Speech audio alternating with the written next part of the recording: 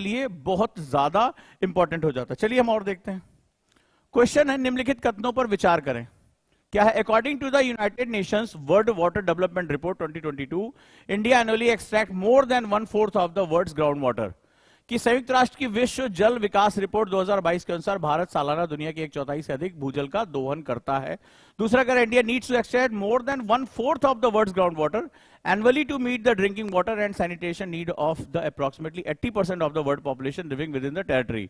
भारत को अपने क्षेत्र में रहने वाली दुनिया की लगभग जो 18% पॉपुलेशन है उसकी जरूरतों को पूरा करने के लिए दुनिया के 1/4 भूजल को निकालने की आवश्यकता है। ठीक है, तो कह रहा है कि निम्नलिखित में से कौन सा सही है। इंटरनेशनल एक रिपोर्ट आई, उससे क्वेश्चन बना दिया। फिर कह रहा है, निम्नलिखित कौन सा देश दशकों से नागरिक संघर्ष और खाद्य संकट से ग्रस्त और हाल ही में गंभीर अकाल के कारण खबरों में था। Right, which of the following countries has been plagued by the civil strife and food crisis for decades and war in news for the severe famine in recent past। ठीक है, तो ये क्या है? IR बेस्ड खबरें, international relationship based खबरें हैं। Right, तो चलिए अब जरा हम इसके बारे में थोड़ा सा बात करते हैं।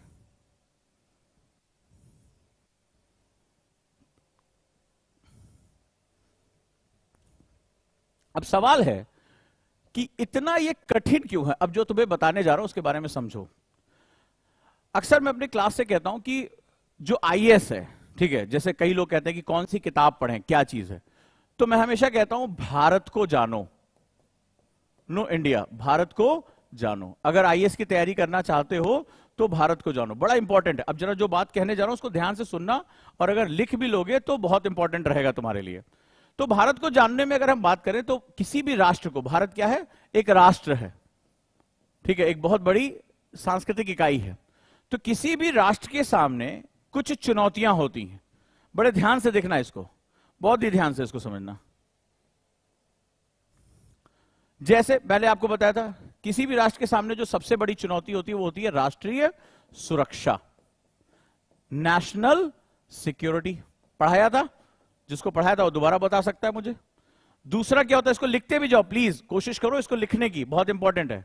दूसरा होता है आंतरिक सुरक्षा, आंतरिक सुरक्षा यानी इंटरनल सिक्योरिटी। अब बड़े ध्यान से समझते जाना कि ये बुक मैं यहां से शुरुआत क्यों कर रहा हूं। Internal security. तीसरा होता है किसी भी राष्ट्र के सामने, ज्यादातर खासतौर पर विकासशील देशों के सामने, खाद्य सुरक्षा। ठीक है, खाद्य सुरक्षा भारत के सामने भी आजादी के बाद थी, यानी फूड सिक्योरिटी। फिर ऊर्जा सुरक्षा, यानी कि हमारे पास ईंधन, कोयला, ऊर्जा सुरक्षा ये बदलती रहती है, ऊर्जा सुरक्षा यानी एनर्जी सिक्योरिटी। और आजीविका सुरक्षा, अपने लोगों को रोजगार देना, आजीविका सुरक्षा यानी लिवलीहुड सिक्योरिटी, LS। इसके बाद एक नया मिलेनियम में एक नया चैलेंज आ गया है, और वो छठी सुरक्षा है पर्यावरण सुरक्षा। अब आप देख रहे हो तूफान आ रहे हैं, चक्रवात आ रहे हैं, ठीक है, कहीं फेमाइन हो रहा है, अकाल पड़ रहा है, तो इसको हम लोग इन्वायरमेंटल सिक्योरिटी बोलते हैं। ये एक आज की डेट में एक बहुत बड़ा कंसर्न हो गया है। आप सबसे बच जाओगे, यही निपटा देगा। प्रकृति के आगे हम बहुत ही छोटे पड़ जाते हैं। अच्छा लगा तो लिखते जाओ, बड़ा मजा आने वाला है, तुम्हें कुछ बताने जा रहा हूं। और आज जितने भी हमारे स्टूडेंट है उसको ध्यान से सुन लेंगे तो उनको समझ में आ जाएगा कि सब्जेक्ट की क्लासेस शुरू हो गई हैं। लेकिन हम लोग जो है स्टूडेंट का एक व्यापक दृष्टिकोण बनाते हैं। यूपीएससी दृष्टिकोण का एग्जाम है। आप जब तक अपना दृष्टिकोण नहीं रखोगे तब तक यूपीएससी में आप अपने एटीट्यूड के साथ जो अगर उसको डेवलप नहीं करोगे तो आप सर्वाइव नहीं कर पाओगे। आपको लग रहा है कि इतिहास, भूगोल, विज्ञान पढ़ने से आपका सिलेक्शन हो जाएगा, तो हमें सबसे पहले अपने दृष्टिकोण में यह बताना पड़ा हम इसको क्यों पढ़ रहे हैं। यह बड़ा इंपॉर्टेंट है। तो किसी भी राष्ट्र के सामने ये सुरक्षाएं बड़ी इंपॉर्टेंट, फिर से बोल रहा हूं, नेशनल सिक्योरिटी, आंतरिक internal security, food security, energy security, livelihood security और पर्यावरण यानी एनवायरमेंटल सिक्योरिटी होती है। ये जो दो होती हैं, ये किसी भी राष्ट्र में, चाहे वो किसी भी ब्लॉक का हो, चाहे वो पूंजीवादी हो, समाजवादी हो, मार्क्सवादी हो, किसी भी राजनीतिक अवधारणा का हो, तानाशाही हो, लोकतंत्र हो, ये दो कभी भी डिस्टर्ब नहीं किए जा सकते। अगर ये दो डिस्टर्ब हो गए तो बाकी अपने आप सब डिस्टर्ब हो जाएंगे। अगर ये दोनों खत्म हो गए तो कुछ नहीं बचेगा, बम फूटेगा तो कुछ नहीं बचेगा वहां पे। इनकी जगह चेंज होती रहती है। कभी जैसे भारत आजाद हुआ तो हमारे पास खाने के लिए नहीं था, तो खाद्य सुरक्षा हमारे टॉप पे। आज की डेट में खाद्य सुरक्षा से ज्यादा हमें ऊर्जा सुरक्षा चाहिए। हम जितनी भी चीजें कर रहे हैं हमें ऊर्जा सुरक्षा चाहिए। तो ये तो मैं बता भी चुका हूं, और जो नए बच्चे हैं वो इसको जान लें, किसी भी राष्ट्र के सामने ये चुनौतियां होती ही होती हैं। ठीक है, इतनी तरह की सुरक्षा नहीं, सिक्योरिटी की जरूरत होती है। सिक्योरिटी का मतलब एक घेरा बना दिया जाना, आप इस पूरे हिस्से में आप डिस्टर्ब ना हो, ये तय किया जाना। तो ये हमारा किसी भी राष्ट्र को जानना है। तो भारत के सम्मुख भी, भारत की राजनीति के सामने, भारत के संसद के सामने, भारत की चीजों के सामने एक चुनौती है कि ये 6 की 6 सिक्योरिटीज वो मेंटेन करके चले।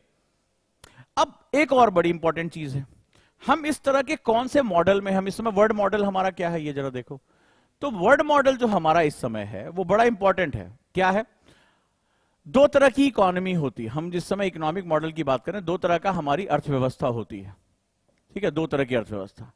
एक को हम लोग बोलते हैं खुली अर्थव्यवस्था, ओपन इकोनॉमी, खुली यानी ओपन इकोनॉमी, और दूसरी बंद यानी क्लोज इकोनॉमी। तो सही तरीके से देखा जाए तो नॉर्थ कोरिया को छोड़ दिया जाए काफी हद तक, तो सारी इकोनॉमीज ओपन इकोनॉमी। भारत कैसी अर्थव्यवस्था है?